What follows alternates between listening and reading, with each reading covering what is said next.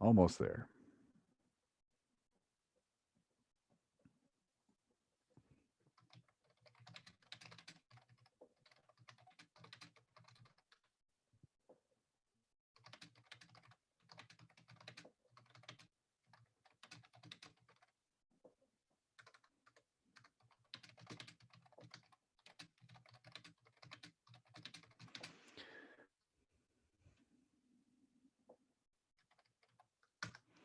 Okay, so it looks like now it's running live, so that'll be a great, awesome beginning and boring me starting to chat. Yeah, there you go.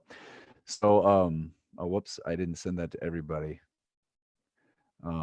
Yeah.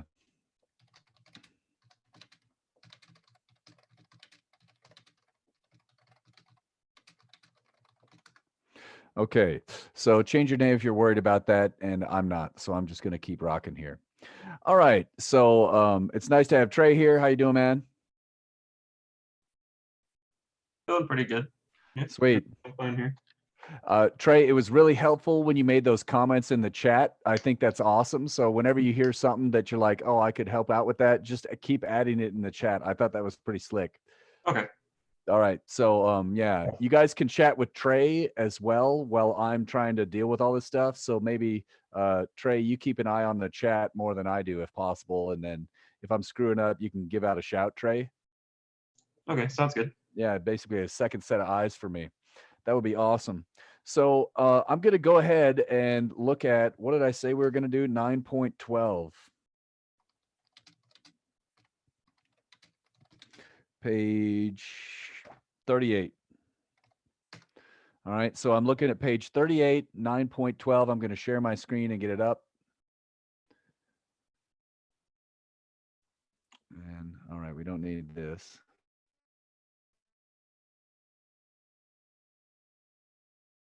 I can't close this one right now. There we go. Minimize it. Okay, there we go. And so we'll get out of the lab questions. We can come back to that later in the class if you need it. And so let's scroll down. Oh, this is the solution. So come on now. And the solution is, or whoops, the problem is here. Okay, so we're looking at this one right here. Two cars driving. All right. So in this case, we have a collision. What type of problem is this? Do you think it's a conservation of energy problem or a conservation of momentum problem, or could we use either one? Think to yourself. I don't have time to set up a poll. So think to yourself and maybe read the question to find out. I'm going to read it as well. Give you a second. Okay, so we know car one, mass and speed, and we don't know anything about cars two initial speed. They don't notice each other. They collide at the black dot. Okay, so they're going to hit there. Collision is perfectly inelastic. Afterwards, they do this crap. They move in unison. Okay, so hopefully you saw this term and you're like, I have a collision, or maybe you saw this first. When you see collision, you should be thinking momentum. P initial vector equals P final vector. And I'll just check if that was something in the chat I needed. Looks like good. Okay. Yes, the YouTube should save so we can watch later too. Yes. Thank you, Trey. All right. And then in this case, so this other word right here, or these words, I guess, perfectly inelastic, or after the collision, the cars move in unison. These are the same exact statement. Remember that perfectly inelastic means this, move in unison. So in this case, we know that these things are going to have a collision. It's perfectly inelastic. Energy is not conserved. We're going to lose energy. So E initial is not equal to E final. Not true. We're going to lose energy when these things collide. That energy is, again, as we mentioned last time, going into deforming the two cars, like their bumpers and their quarter panels and all their stuff is going to get messed up. So, all right, that's cool. I'm going to clear these so we can get into it. So, that said, I guess I should have left this one up. I'll do it again here. We've got P initial vector equals P final. And we're looking at this picture over here. How many equations do I have? Think to yourself, how many equations do you have? Hint, it's a vector equation. And so hopefully you had time to think about it. Apologies if I went too quickly. I claim you have 2 equations, actually 3, but the z direction is worthless in this problem. We know that P initial x equals P final x, and P initial y equals P final y. All right. And in case you're wondering, you might be thinking, I mentioned this earlier today in an office hour, but I want to make sure everybody gets a chance to hear it. This is a vector, but these don't look like vectors over here. There's no arrow. The trick here is to remember this has an I hat, and so does this. And then because physicists are notoriously lazy, they know it's going to cancel out, so they don't bother to write it. So it is technically a vector equation. It's just we get lazy. What's important to note about that, because this is a vector, I want to make sure this is not going to use speed. You have to include plus or minus signs because you're actually talking about velocity. So just because this right here is v, if I could draw that a little better, maybe. If that's v, notice there's an x component that's going to be positive. v1 initial x is positive. And upwards, v1 initial y is also positive. So in this case, it wouldn't really matter if we didn't think about that minus sign, but imagine if the car had been coming in this way. That would be a serious problem. Again, I just want to stress, you want to think about plus minus signs because there is a vector there, even though we don't ever write it. Okay. Similarly, I think you could agree that there's going to be a j hat. Ah, crap. Come on now. There's going to be a j hat right here and a j hat right here. And so again, those are also going to drop out.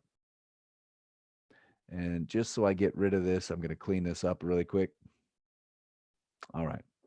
And I'm going to check and pause for a second if there are any questions. Let's see if there's any questions here. If you have them, you could dump them in the chat, or if you're doing all right, I'm just taking a look. Okay, I'm going to go ahead and keep rocking, and my apologies if I didn't give you enough time. And Trey looks like he's pretty on the chat. We'll let him keep rocking there. So in this case, now we're back to this problem. I'm going to go ahead and pop over to the solution so we can get through this faster. And if I'm going too fast, you can just give me a critique right after and say, oh, you went too fast. Okay, whoa, that's not the right problem. What are we looking for, 12? All right, so here's what I probably would have drawn if I didn't have a crazy mess. And this shows you the next step of the equation.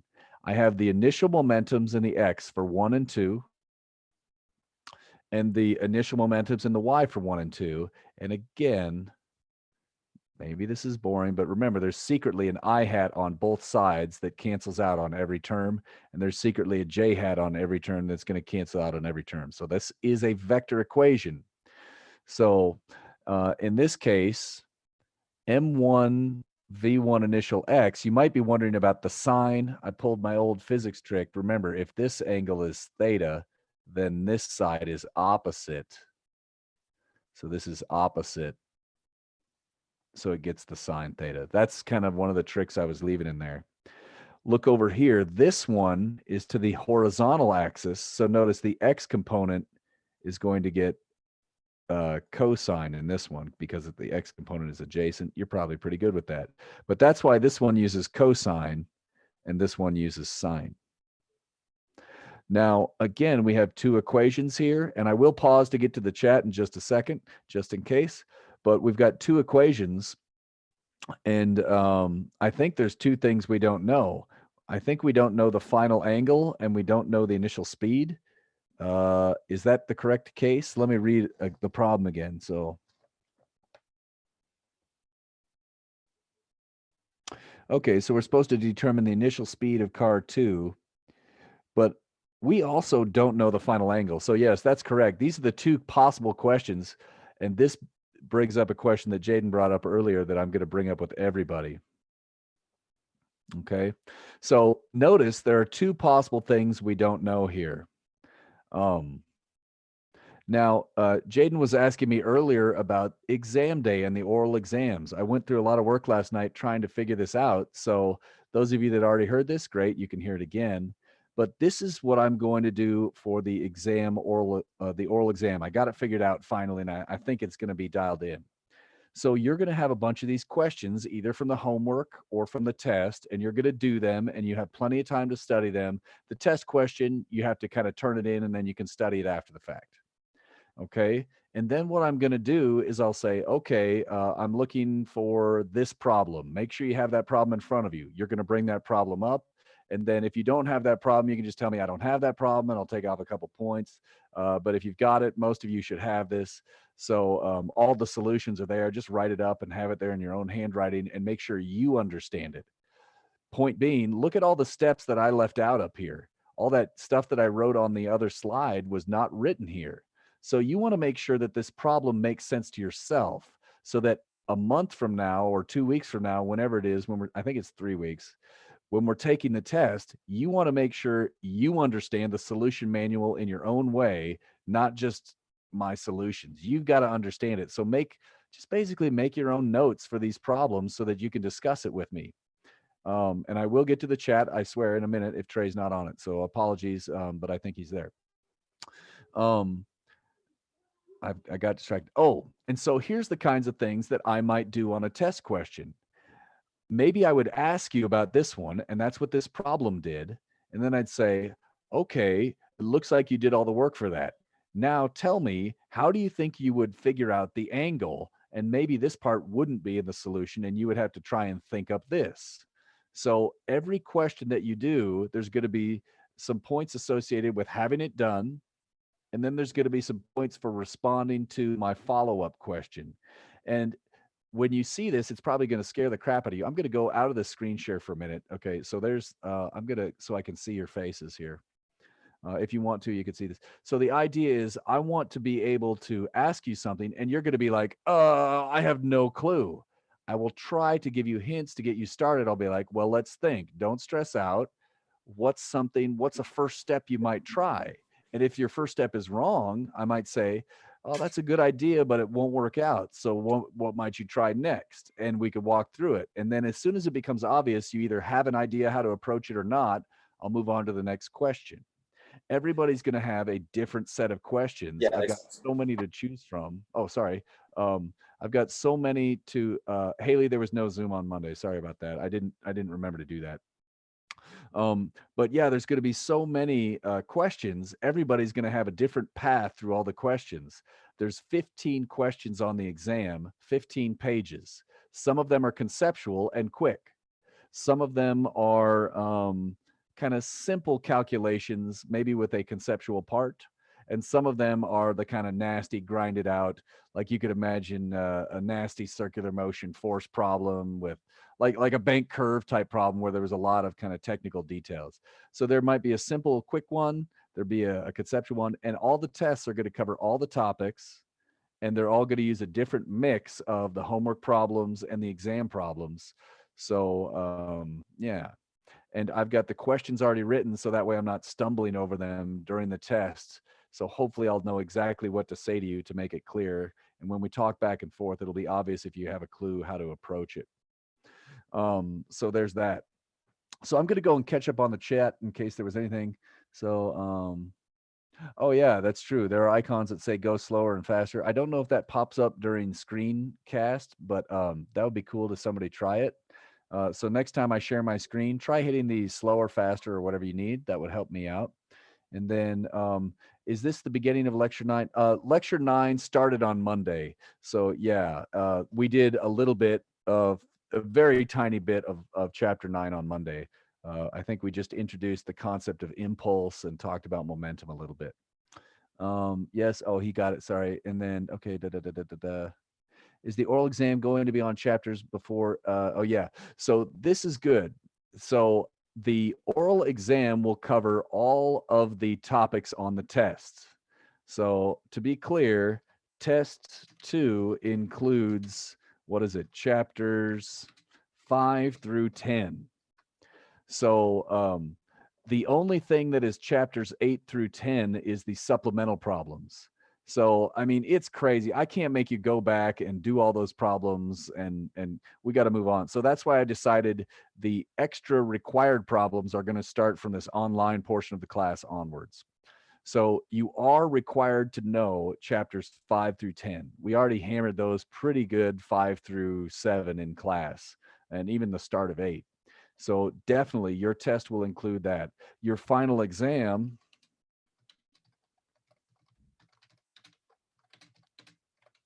is comprehensive, but no chapter 14. And so you'll have chapters, what, 11, 12, and 13 with required problems. And then you'll have anything from the whole test. So yeah, this is a good time if there are any other test questions. If that doesn't make sense, I'm just looking around to see if anybody has any others real quick. All right. Okay, so maybe I think we actually solved 9.12, but before I go on, I'll just check if there's anything else needed on 9.12 before we start turning the crank. Okay, so I want to say a couple of things about 9.13 on page 39. You can actually do an elastic collision at home if you want to, if you have the following: a really overinflated basketball and a tennis ball. Tip: don't do this inside. You will mess up your house. So there's something I usually do this in the lab, and we mess up the lecture hall. And you can literally take this ball and drop it from your head height. And what you do is you take a basketball and a tennis ball and you put it on top and you drop it. And when they fall, it's actually modeled very well by this 9.13 on page 39. What happens is you can think of it as the basketball hitting the ground and reversing direction, and the tennis ball still coming down. So you have the ball coming up and the ball coming down. And while not exactly true, a tennis ball is approximately 1/3 of the mass of a basketball. Not exactly, but about. And it turns out something very special happens when the mass ratios are 3-to-1 and two objects are moving the opposite direction and they collide. Um, it turns out, let's look at the math really quick, and this might surprise you. So I'm going to look at the math. We're not going to do all of it. Let's skip to the solutions in 9.13. So I'm going to share my screen. And again, if somebody wanted to try hit the go faster or go slower, you could do that. Let me see. Come on now. All right. So I'm going to skip down to, what was that one? And so obviously, if you drop a ball from speed h, you could actually do an energy problem. Oh, there it says, do an energy problem. You have mgh. At the bottom, you have 1/2 mv squared. We're going to assume the overinflated basketball doesn't lose much. It actually does a little bit. It's actually not perfectly elastic, but it's somewhat elastic. Now, we've got, if we have an elastic collision, we can do both of these things. Heads up, people. If you're getting tired of this Zoom, try to pay attention right now. We're not the only reason we can do this only for elastic. So if you remember something right now, this is something I see all the time on test day. Students will try to solve collision problems with conservation of energy when it is not appropriate. You have to get the right tool for the job. If you try to use momentum on if you try to use energy for a inelastic collision, you fail or fail that question, right? Okay, so you do a momentum problem, and I'm going to clear my, let me stop annotation there. The idea is we do momentum. Obviously, there's a J hat on those. I'm going to stop saying that now. Notice in this case, there's a negative sign. That's because one of the balls, if I go back to it, whoops, This one right here, look at it. It's moving downwards with speed v. Downwards with speed v. I go back here. That's why it's downwards.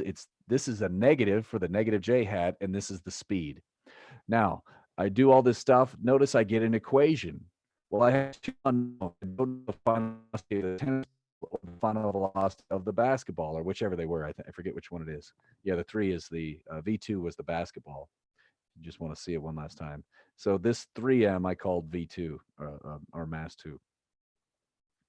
In this case, doing the conservation of the energy, because it's elastic, only do that, we get this other equation. We got two equations, two unknowns. Now, you could do a lot of things, and normally we start to do things when you see an equation like this. Okay, I have 4v squared. That's this equation right here. But what I did, let me annotate. This equation and this equation are the same, but I took this right here and I solved it for, it looks like V1 final, and shoved, oh, red. Solving for V1 final in that equation up here, I hope you see you get 2V minus this. And then look at this big ugly mess right here. This is the general strategy that you can do. All I did was I distributed that squared or foiled it out or whatever you want to call that. And this is really cool. These two terms drop out. Those two terms drop out. And let's see, these two terms here in yellow actually combine. And that's what gives this line right here. This is the step I want to talk about, the step with the yellow arrow. So at this point, we're used to maybe doing some different tricks. You might like say, I don't know, solve for V on the other side. I have found that I like to factor these because it shows there are actually two possible solutions. So if you can remember something, I like to do my elastic collision problems with factoring. And there's a reason for that I will discuss. There are actually two solutions, and you don't see both if you do the trick. I want to be clear. So don't do what I'm about to do. So to be clear, you would normally probably say, oh, well, isn't this just 12V equals 12 V final? Take a second and see what you think about that. If I move this over to the other side, if I move this negative 12 to the other side, and then the 12s would cancel, I think. One of the V2 finals would cancel, and so I get V equals V final, right? That's wrong. That's not the right answer. Here's the trick. There are actually, if you factor, whoops, let me, I want to use yellow here.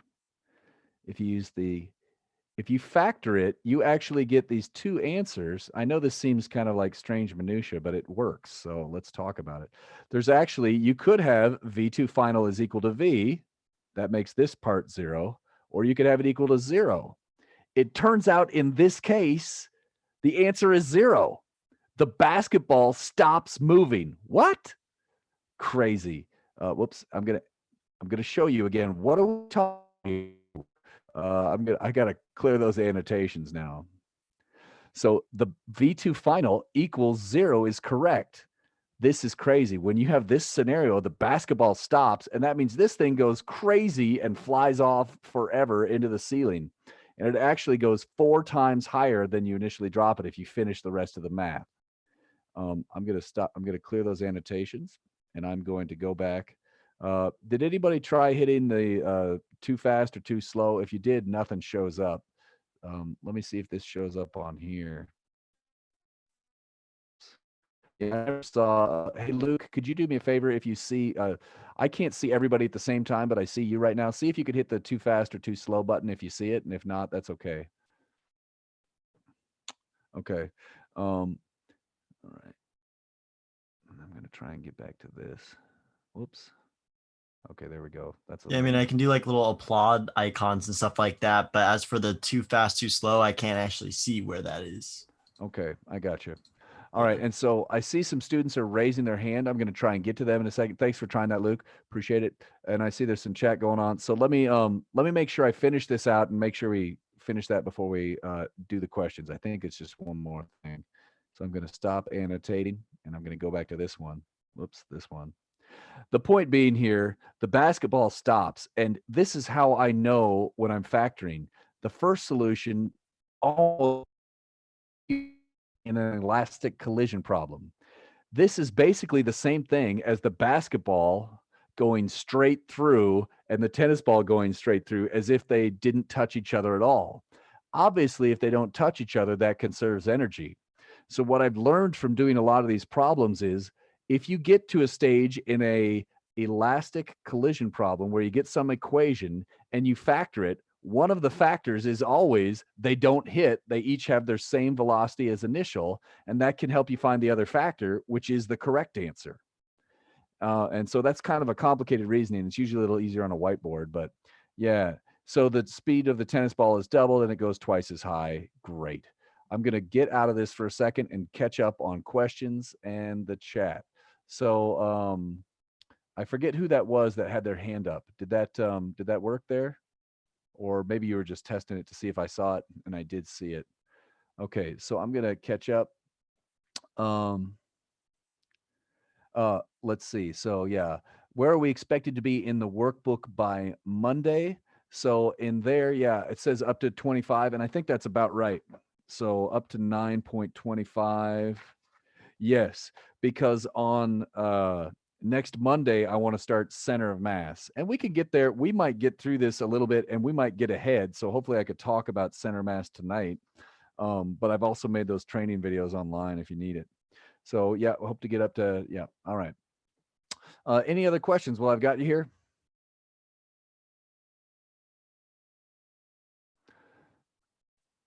Go ahead and keep them coming if you see them. And I think it was, oh, go ahead. With that one that you were just talking about, the factoring and stuff like that. Yes. So essentially that's just a trick for these specific It's a elastic. trick. It's just for these problems, and it's just that trick for these. Yeah, it's just that trick, and it saves me some time. Elastic collisions can otherwise get very tedious. Typically, the most cumbersome, tedious, longest calculations in a physics 1 class are these calculations. Elastic collisions usually take forever. So anything you can do to speed them up. And in fact, I'm not a big fan of memorizing stuff, but if you read your book, they give you some equations to memorize. And this is one of the few that it's so convenient. You might memorize those equations. Let me see if I can bring it up. And I'm going to screen share before I forget. Whoops. And so hopefully you can see that. And then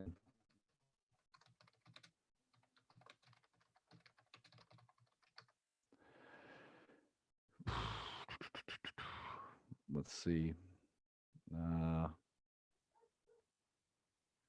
Here we go.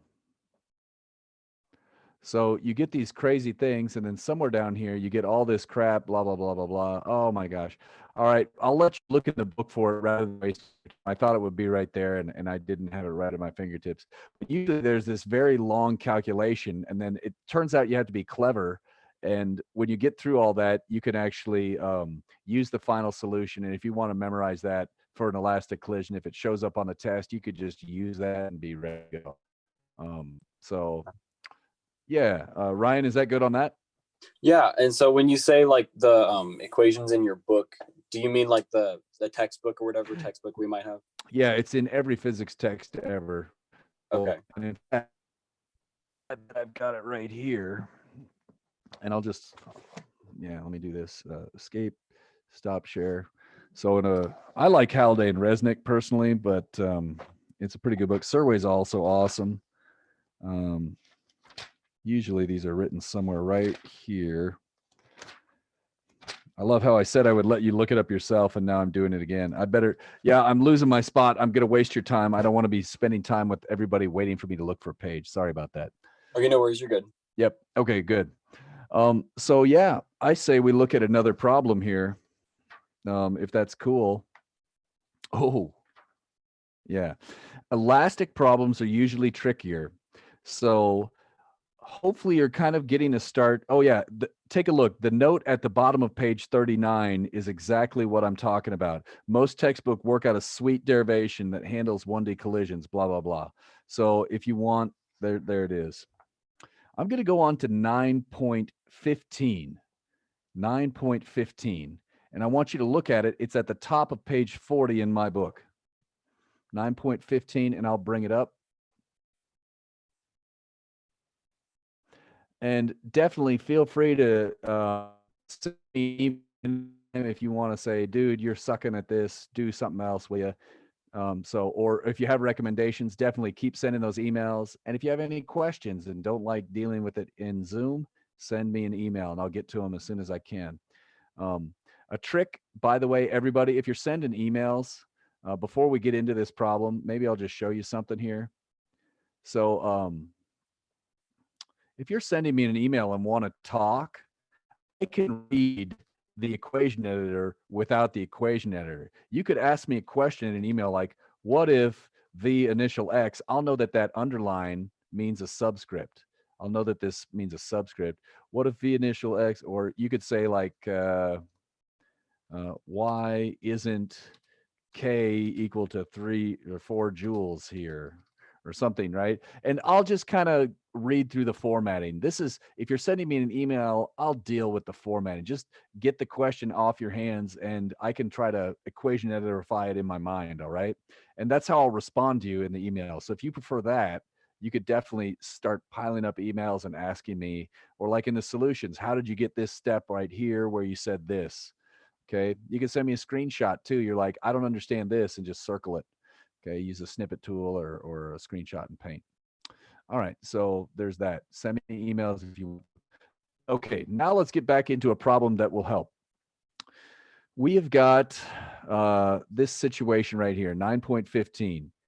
We've got some blocks, mass 1, 2, and 3. Mass 2 is actually the biggest one. It's 10 kilograms. Some absurdly large number of sig figs on that spring constant for reasons I don't want to discuss. And so we've got some blah, blah, blah, blah, blah.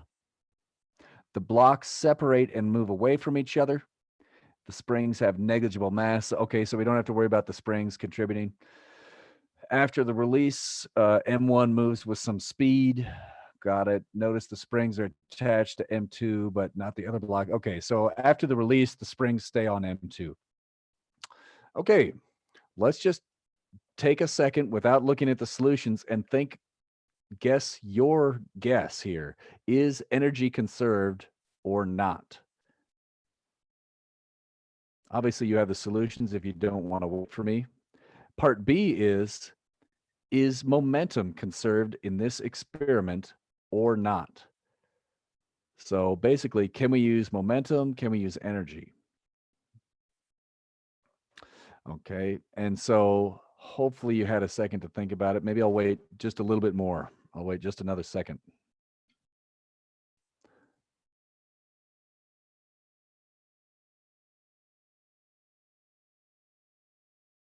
All right. So hopefully you said that energy is conserved in this experiment. This is very strange. It looks like, I know this is going to sound a little bit strange at first, but imagine this was the initial state and this is the final. It kind of looks like a perfectly inelastic collision, which all day today I've been saying, wait a minute, it's not conserved. However, the springs conserve energy. So all the energy that normally would have been lost is now conserved and stored in these springs. Because springs conserve energy, this is an elastic explosion.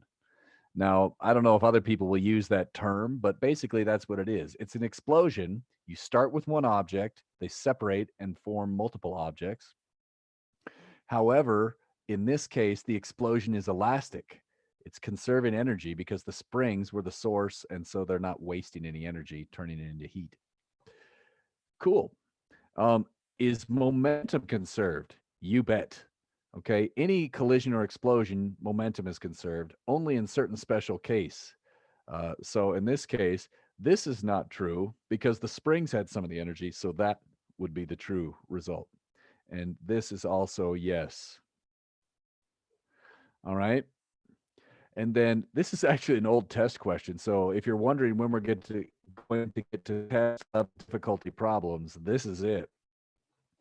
So in this case, which direction will M2 travel? Take a minute and think about that. I'm going to get rid of these annotations.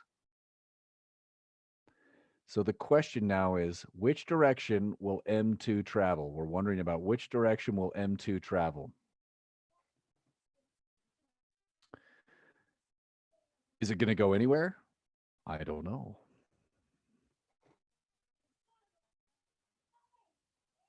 I don't know if you guys can hear my kids yell in the background, but that's awesome. Okay, so this one gets a lot of people. A lot of people think, well, if you have two masses, one going this way, I think it's pretty obvious to most people, mass 3 is going to go this way and mass 1 is going to go that way. If not, it's even okay if you didn't know that. You could guess and say everything goes to the right. If you guess that everything goes to the right and one of the answers turns out negative for a velocity, you'd be like, oh, I guess it goes to the left. So you might guess that 2 goes to the right. It turns out it actually goes to the left. I like to think about it this way. Look at the masses. This one, whoops, sorry. This one over here is 3m. Now, this one over here is just m, where m is equal to 1 kilogram, I think. And I'm going to leave off the sig figs to spare you some writing. Okay, so if m is 1 kilogram, M3 is 3m. This one is 3 times bigger. If this one's a lot bigger, it will give less during the explosion. 1 gives more, and 2 should actually end up drifting off this way a little bit. A lot of people, the most common mistake people made was they assumed V2 final was 0. A lot of people thought that, but V2 final is not 0 in this case. Only when M3 and M1 have the same value would that be true. If you had perfect symmetry, that would be true. So that was the tricky part there. M2 should go to the left. M3 is a little bit bigger, so it's going to resist changes in motion a little bit more, which means 2 is going to end up pushing on 1. It gets a little bit more spread out, and it's going to drift slightly that way. If you didn't know that, you do the math and figure it out. I'm going to clear all my drawings for a second. Oh, there's a question. I'll check. Okay. Yes, it still drifts. And we will discover it will drift a lot less than either of these other two objects move. Okay. And before we go to the solutions, I want to ask one more thing. That was a good question. Even though 2 is big, now if 2 was 100 kilograms, it would still move to the left. It just would get smaller and smaller. Ryan, what's up? Go ahead and unpause. Yeah, so just a question relating to that. So is that just assuming that there's like no friction? Because if there was friction, M2 would. Yeah, if there was friction, yeah, absolutely, this would be a different problem. And I think, okay, let me see here, somewhere in here, does it say negligible friction somewhere? Yeah, here we go. Frictionless. So we're basically frictionless surface, negligible. And so if that wasn't true, then we couldn't do this either. If friction was there, this would not be true. Do you agree? Yeah, because it friction uses it to heat. Exactly. Yeah. So yeah, to non-conserve. Yeah. Yeah. So energy would be not conserved if there was friction. Okay. So there's no friction and springs is what allows us to say energy is conserved here. Good. Okay, cool. Yep. And so that seems to work great. Everybody, if you don't remember, the hotkey is Alt-Y, I think, for raising your hand. Is that right? Or there's maybe a raise hand button somewhere on your screen, but I had it written down here and I've lost it. Shoot. But yeah, okay. Is it Alt-Y, Ryan? And somebody else raised their hand too. I'm on iPhone, so there's a button that says participants, and then stuff pops up, and then there's just raise hand, yes, no, go slower, go faster, and I could just tap any of those. Okay, everybody. So that sounds like a good way because I can actually see that when you see your participants and pop that up, it will pop up on my screen and interrupt me. Yeah, okay, and it is Alt Y. It looks out. Okay, so that's cool. All right. So Jose, what's up? Just checking it out, or if you had a question, go ahead and unmute and ask. Was just checking it out. Okay, cool. Understood. All right. Anybody that wants to could try doing that, and then I'll ignore the hand raising. So if you want to practice raising your hand right now, go for it. I'm just going to ignore all hand raising because that's what I usually do in class, right? All right. I'm going to get back to this problem and finish it out before we go to the solution. I want to point out what this is the guts of this problem.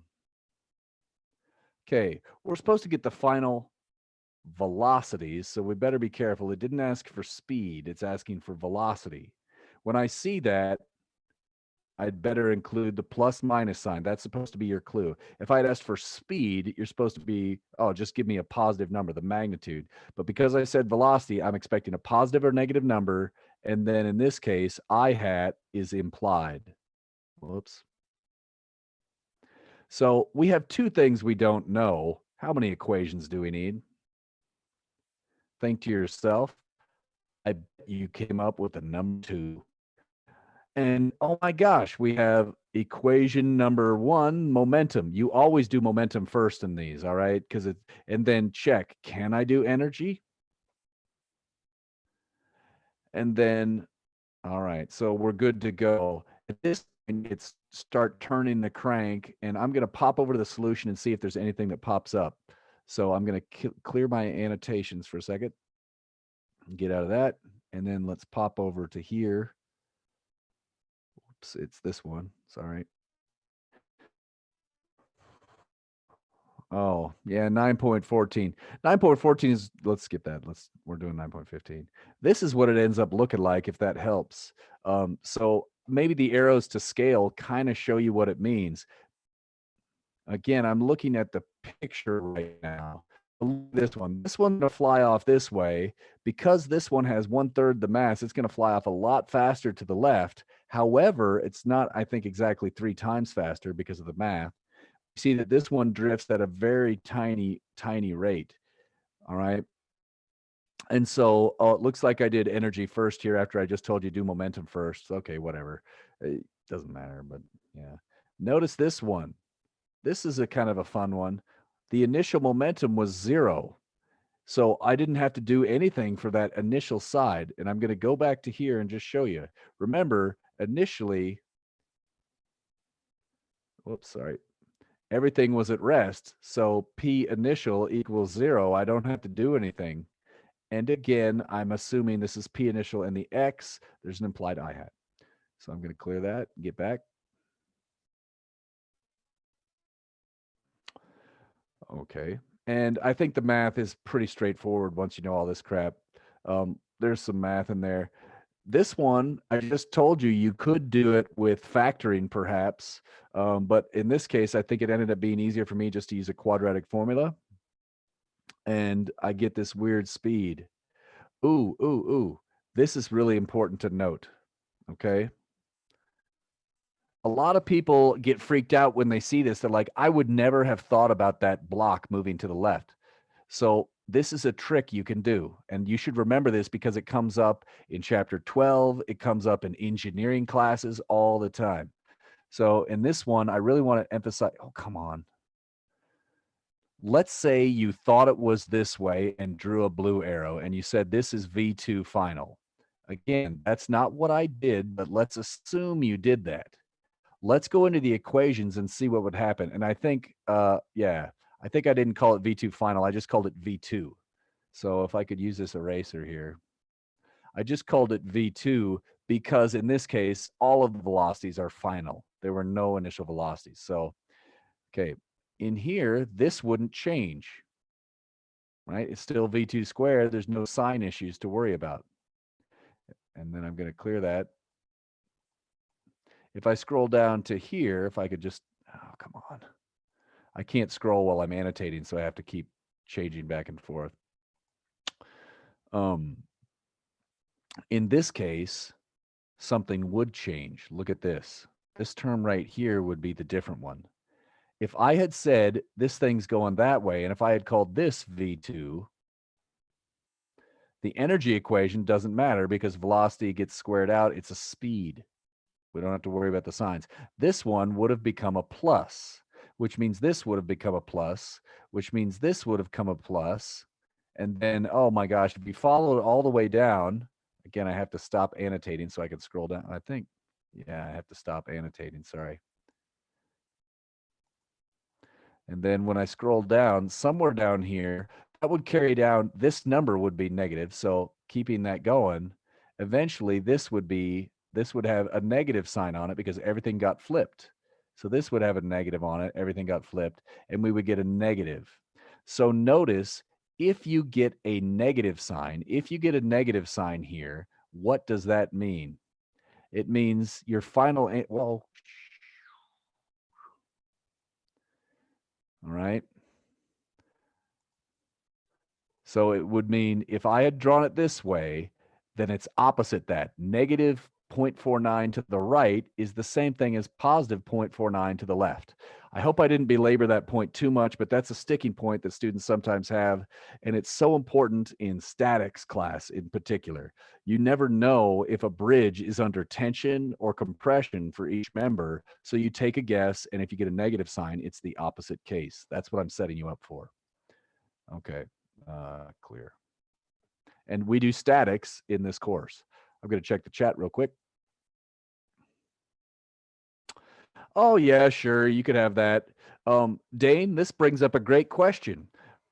So when you take your oral exam, I might do things to you after you respond. So you want to be prepared for that. So this is a great question I could ask. What if the two masses were equal? What would be different? And that would be a follow-up question that I ask during the oral exam. Or I could ask, would things be different if they had different spring constants? Which parts of the equation would change if they had different spring constants? Hopefully you would agree that this changes.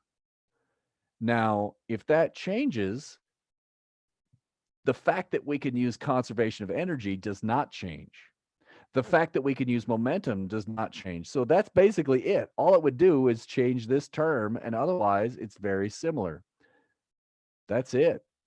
Isn't that strange? Anyways, I'm going to check the chat box. So Dane, great question. During the exam, I'm going to say, oh, what if? So if you're doing these problems and want to prepare for the test, just think, what if? Yeah. Oh, Trey's got it. Okay, cool. And even if you put it in the wrong direction, the math will come out correct. So that's what's beautiful about this. So what I would say is, if you don't know which way a block moves, assume it moves to the right. Assume it moves to the right. And then I'm going to go ahead and clear those in. I'm going to just stop the share for a sec, and I'll just check in with everybody. So hopefully that made some sense. And if you had any questions about that one, this is a good time for it. And hopefully this will start to, I know it's not the fastest way to do problems, but we're getting a little bit done, and that's better than nothing. I have a question for you. Is it possible, so think to yourselves now, is it possible to ever get 3 equations in a momentum problem? I mean, we just did momentum and energy. Where would you get a 3rd equation from? Think to yourself. Or if you want, this might be cool. Normally, I like to have you talk to your neighbor. You could individual chat to your neighbor. Oh boy. I'm going to pause while I take a drink. So you could individual chat to a neighbor and just say, this is what I think. What do you think? Could we ever get 3 equations in a momentum?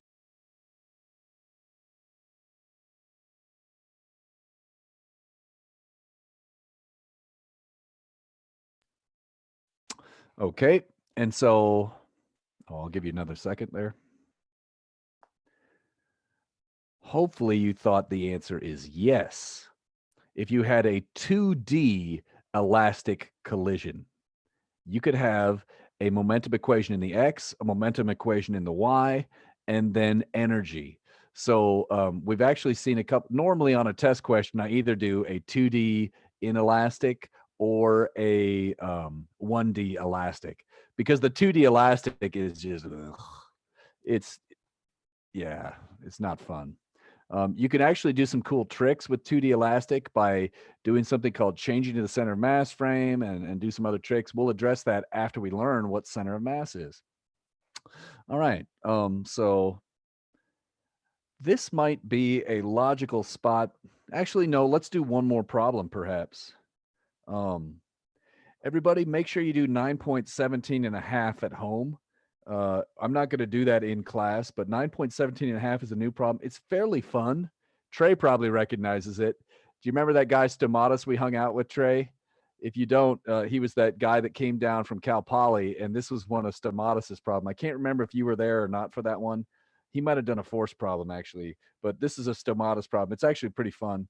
So do that one at home, and just to have some fun, take your guess and then do the math algebraically. You'll get better algebraically, and I think there's one part of that one, and I don't remember which one, that ends up surprising people. So let's do look at 9.17. I accidentally skipped that one. 9.17. Take a look at that problem and think to yourself, don't do the problem now. Just think, how would I set this problem up? And that's good test practice, right? I might say stuff like that. How would you set up this? And then what would change if I mix something up? So I'm going to read it myself, and I'll bring it up on the screen right now. And again, we're talking 9.17 here, 9.17. Sorry about that.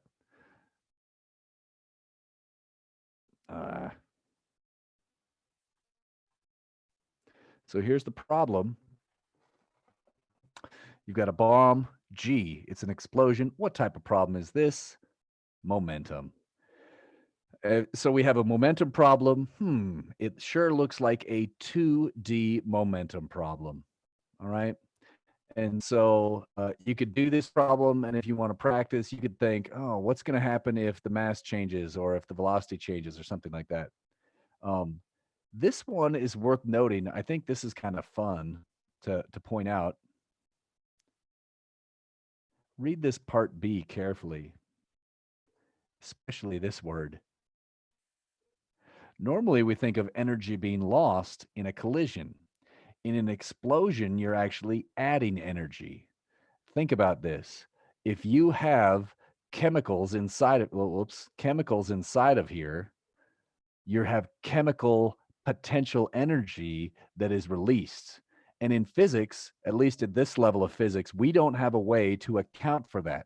It's sort of like thermal energy. We don't have a way to account for that yet. But the chemical potential energy inside the bomb is released. It's sort of like a spring. However, energy is not conserved because we're converting this energy. In a sense, it's conserved, except we don't know how to account for it. So I'll call this U chemistry. And you know, I like to avoid all things chemistry. So we don't know how to deal with this. So this is a big question mark for us. So because we don't know how to deal with it, it's not going to show up in our equations, which means if we try to do an energy equation, U initial plus K initial equals U final plus K final. Now, again, this is just E initial equals E final that I'm writing right here. Because we don't know how to get this, we don't know how to get U initial. That means, as physicists, we just assume it's not there, which means energy is no longer conserved for us. And we see, and U final is going to go to 0. It looks like there's more kinetic energy afterwards than there was before. So this, we're going to find out that the kinetic energy final is greater than the kinetic energy initial. And it appears like energy is not conserved, but that's because it comes from chemistry, which, all right. So there's that. I'm going to clear that out. And I think we can do one more setup before we take our break here. I'm going to scroll down. If you have questions, go ahead and dump it in the chat, and I'll let Trey try and handle it. 9.18 it's fun to think about. So notice it says challenge, which usually means not required. I thought you might get a kick out of this just thinking about it, though. And so we've got these aliens here. No zombies in this class, only aliens now. So we've got this, they're initially at rest and they're going to throw this. Now take a look at these pictures and let me see if I can zoom. Oh, well, let's just leave it there. I think this makes sense right here. When you throw the ball to the right, by Newton's third law, there's a force backwards on the alien to the left. Remember that Newton's third law, action and reaction, is the same thing as conservation of momentum.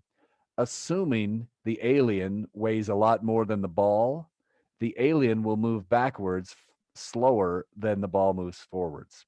So if I throw the ball at, say, 10, the alien might move backwards at 1 if the alien is 10 times bigger. So that probably makes sense. Now, so what I did, I was basically comparing the momentum here, which is 0, P initial equals 0.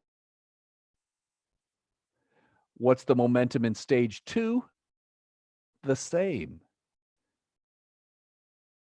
And in fact, we could keep going. There's no momentum in stage 3 because momentum is conserved. And there's no momentum in stage 4. So in this problem, it starts out with no momentum.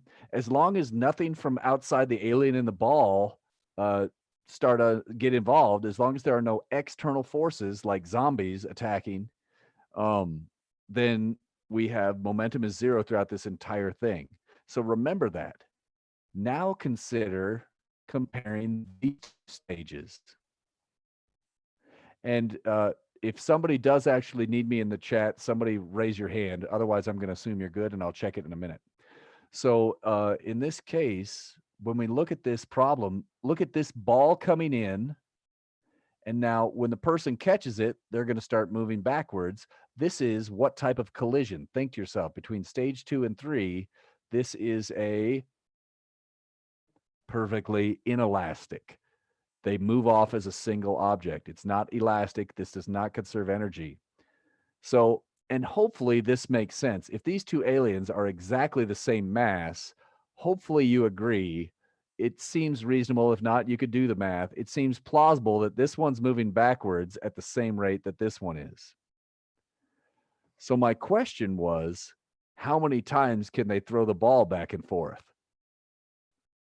And that's what I was wondering when I wrote this problem. If you're curious, maybe start the problem and get to stage 3. And then when you get from stage 3 to stage 4, notice we have to do something clever now.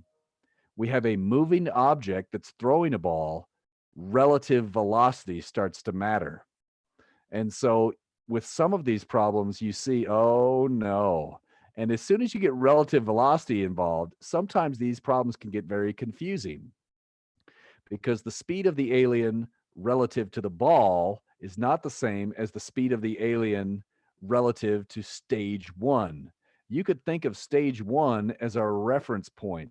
This is an inertial reference frame. That's what that's called, a frame moving with constant velocity. And it just so happens that the velocity of this reference frame is 0. So here we have a coordinate system that's not moving.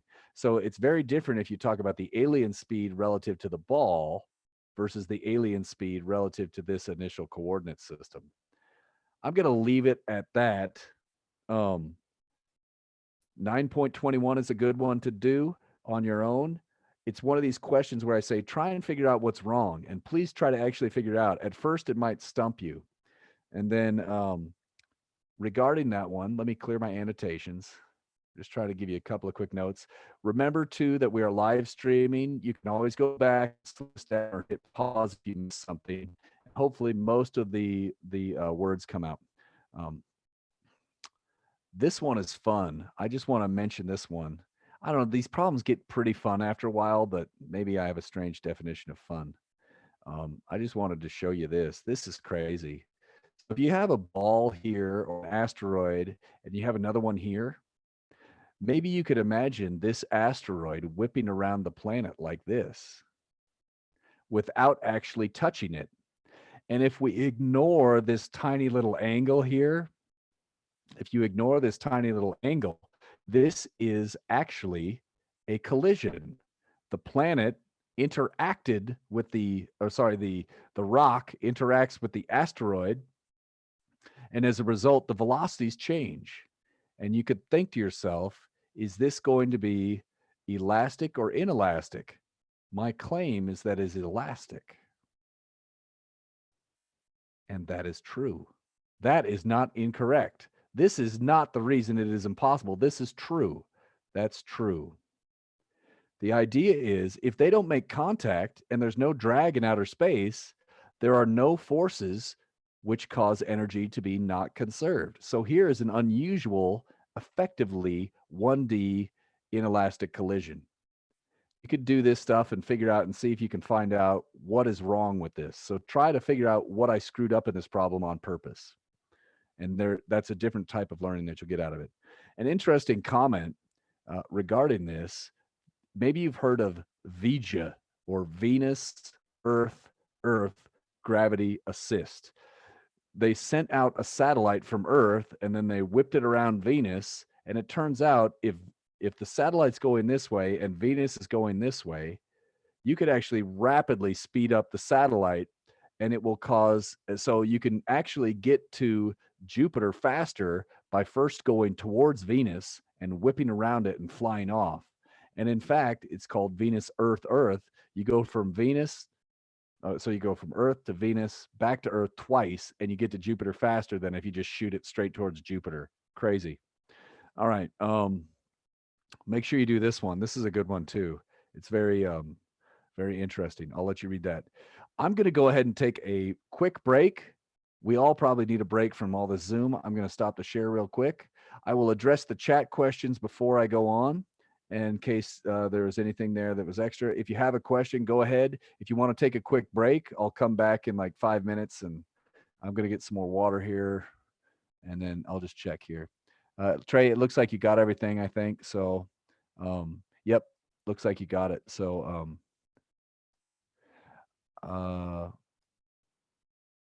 maybe so this was Ryan's question. Let's just confirm. Ryan, did that get your question done?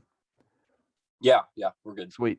Okay, I'm going to go ahead and take a quick break. And so I'll pause my video for a second, but I'll just be right back. I'll get some more water. And if you want to, you can stick around. If you're tired of this, you can go work on lab, or you can watch the videos if you don't like the way this works out. He does some amazing demos. So has anybody seen those SBCC videos yet? If you have, maybe add to the chat if you like them or not, or if you thought they were good. I think they're good, but maybe you have a different opinion. So I'm going to take that break. If you want to add that in, were the SBCC videos good? I'll write that. All right. I'll see you in a couple of minutes.